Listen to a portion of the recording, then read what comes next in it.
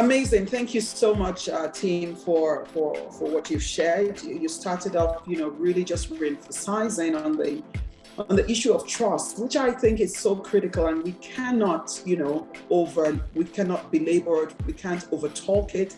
It is at the heart and center of real estate, especially high-end real estate, and especially off-plan real estate, which is where yourself and Tony specialize, and which our company, Planning Country West Africa, also specializes. Because in a sense, you're selling to people. Sometimes sight unseen, sometimes all the time the property is not yet ready. So you have to then connect with them, at various levels to build that trust. I'm going to ask you questions around building trust because it's a big word. It's a word that is used, it's thrown around, and part of coaching is not making assumptions that everyone understands what we're referring to when we say trust. And secondly, how to build that trust.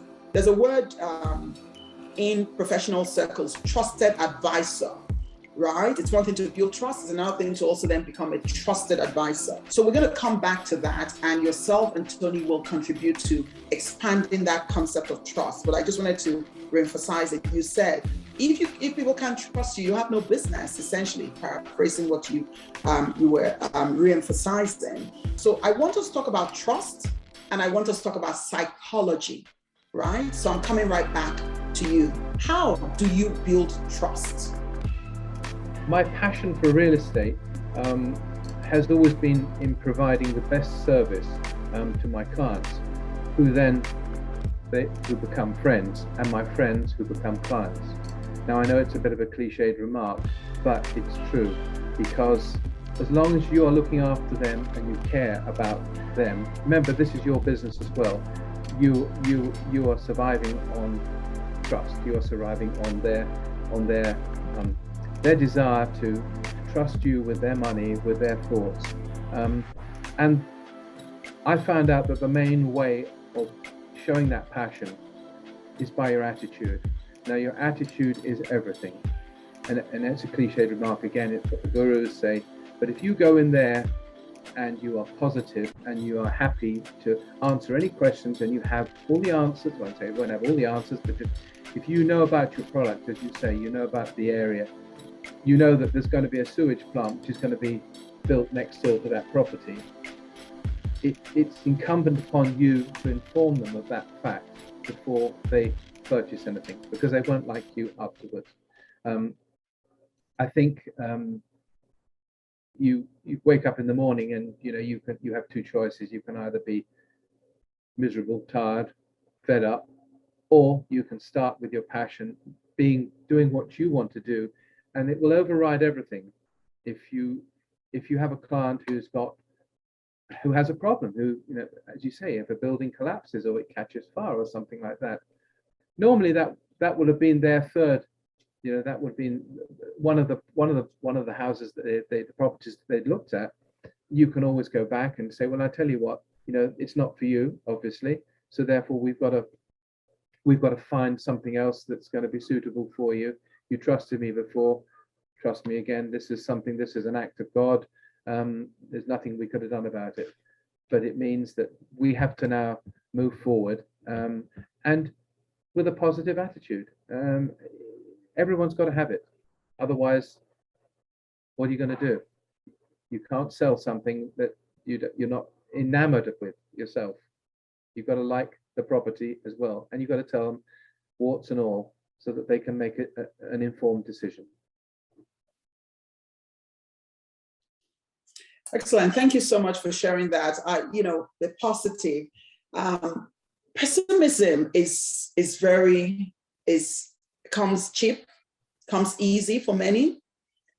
Being positive in the midst of a crisis, however, is how leaders lead and differentiate themselves. And it takes a certain mindset. And I say this to lead us to this conversation around psychology. Remember my second question was around, psychology in tough times, your psychology in times when, you lose a sale, perhaps something where you literally can feel the check in your hands. right? And something happens. What sort of mindset? You said talking about being positive. It's easier to be pessimistic. It's easier to see the challenges in an economy.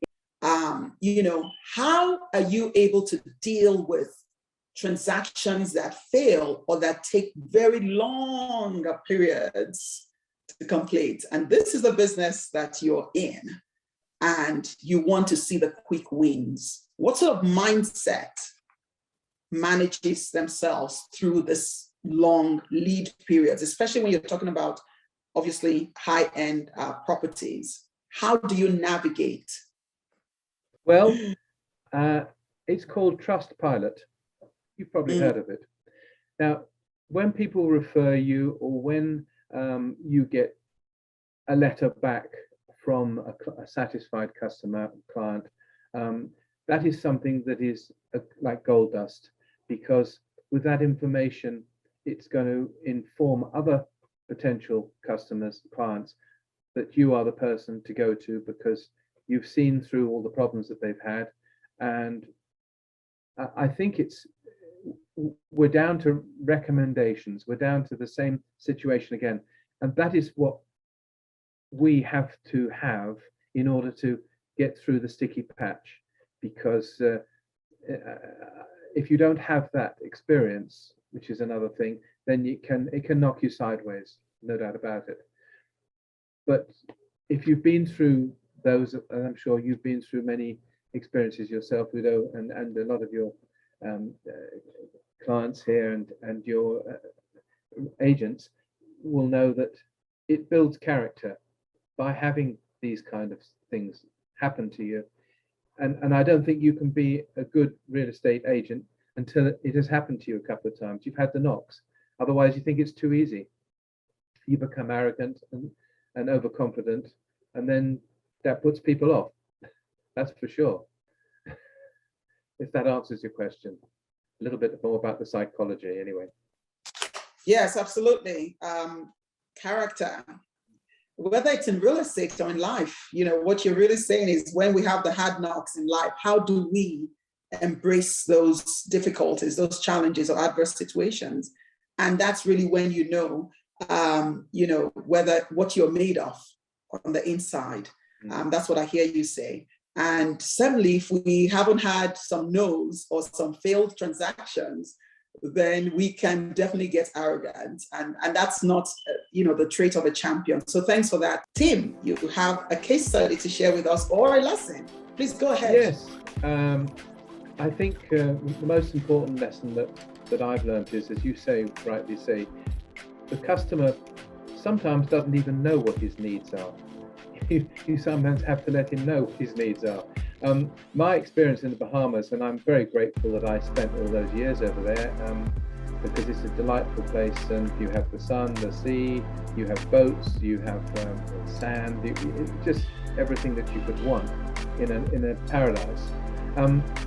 So when someone arrived at the airport and they wanted to buy a property, I wouldn't take them to show them properties straight away. I'd just get them on my boat, and off we'd go, and we'd have a day at sea, and we go off to the islands, we do snorkeling, we'd have a nice picnic or a barbecue on the beach or something like this, and then it didn't matter what property I showed them, because they would have their checkbook out and they'd say, I'm buying, because their needs have been demonstrated that they wanted to have this lifestyle. And it's all about lifestyle.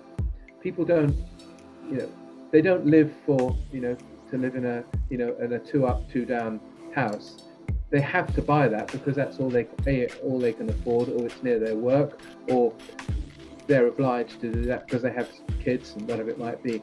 But when you offer them the opportunity to have what they want, and they can afford it, it's within their budget, then of course that's the way to do it. And many times have I taken people out on boats, and then they bought properties. In fact, going back to trust again, I've been contacted since I left the Bahamas, which was about 3 years ago.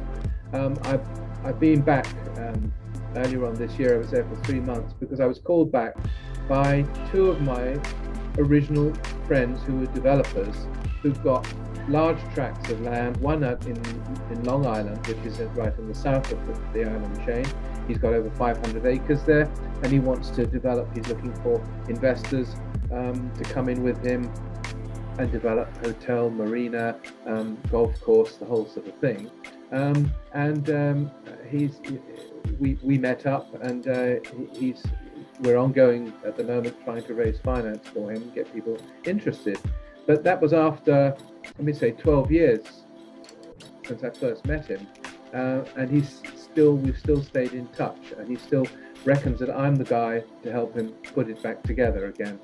The other man who called me, Tom, he's a large landowner in the Abacos, and that's my property, the North Abaco email that I sent you, I believe.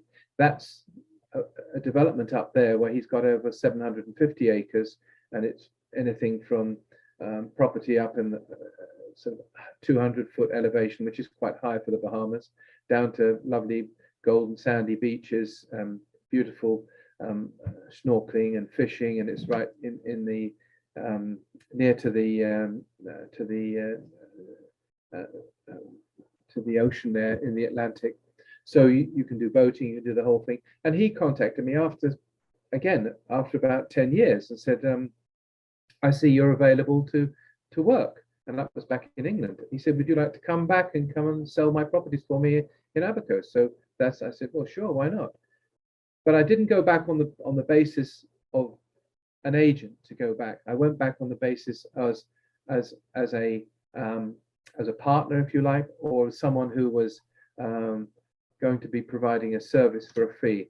And I made sure that I got paid for my advice and my contacts, because that's something that we all have to consider these days. And we were talking about it earlier on, Tony and me, that if people trust you, they're quite happy to spend money up front. But I do understand the situation that in real estate, you basically work for free until such time as you've made a sale, and then the agency, the brokerage, will pay you your percentage. It's when you've got the experience as we have, we're the champions, hopefully, you end up with that experience which people will pay for because they trust you. I think that's my take on it. Thank you for that, Tim. Your core point is one that we're actually going to explore much deeper in the next segment, where we'll be doing a case study on the local market, and because it's an area that a lot of real estate professionals and agents in particular struggle with, the place of building the level of trust where a client, in this case, mostly the seller or developer, actually pays you for your advice. And that's really the sphere of being a trusted advisor. What are your final thoughts in terms of, give us 3 top level advice that you would give to, an African real estate champion, that here, if you do this, you are an absolute champion. I'd like you to, wrap up with those, and then we'll take, some questions from the participants. Back to you. I think what Tony mentioned earlier on is an important thing.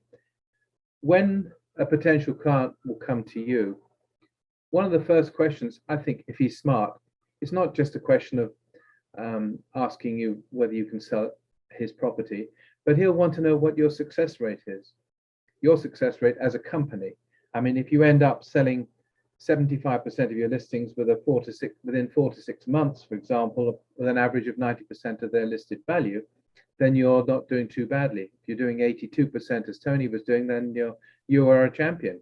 But I've always known that. But so that's the way it goes. And I think you have to remember your relationship. That's an important point, which is number one, because that comes, it's demonstrated through your attitude and your passion to whoever it comes through your door, because they're going to want to feel that you want them. They want to be wanted. Everybody wants to be wanted, but especially if you're going to give them a service and they are looking to you for that service, it's got to be someone who they can trust. And we're back to the trust word again. And I think to become a champion, you must start with your own local market. You've probably heard the story of the acres of diamonds and the Kimberley mine, and everybody knows that, but it's very true. You could be sitting there with previous customers who you've had before, clients you've had before. You've only got to stay in touch with them, give them a call, send them a letter. How are you doing? How's things going for you? Wasn't it awful, the situation that's happened? Just to stay in touch with them, because they may well say, yeah, it's been really awful now. I've got to move house and whatever they need to say. But you will ask them, is there anybody that I can help that I've helped you to improve their lifestyle which is what we're saying earlier on. And that's really it. Inside the box, outside the box, we all want a better lifestyle, and we all want to be in a place where we feel secure and happy, and it's our life. That's what it's about. Amazing, such excellent stuff, so much great stuff. Thank you so much. I'm going to open up for questions as we wrap this session up. Thank you, Tim and Tony. I love your case studies, they're excellent.